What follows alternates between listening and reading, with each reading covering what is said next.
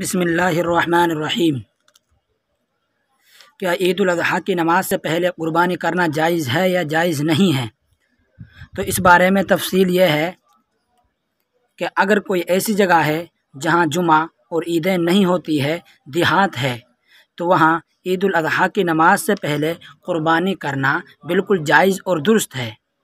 और जैसे ऐसी जगह होती हैं जहाँ ईद उल अज़हा की नमाज़ होती है, वो कोई कस्बा है या कोई शहर है, ईद उल अज़हा की नमाज़ वहाँ अदा की जाती है, तो वहाँ क़ुरबानी ईद उल अज़हा की नमाज़ के बाद ही होगी।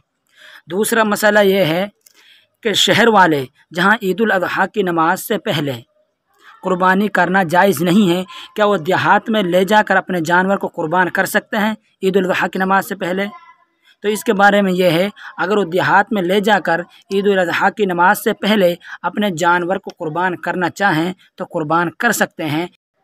तीसरा मसला यह है कि बहुत से लोग अपने वालिदैन की तरफ से क़ुरबानी करते हैं जिनका इंतकाल हो चुका है, और बहुत से लोग ऐसे हैं कि जो अपनी नाबालिग औलाद की तरफ से भी क़ुरबानी कर सकते हैं। तो क्या ये क़ुरबानी करना उनकी तरफ से सही है या सही नहीं है?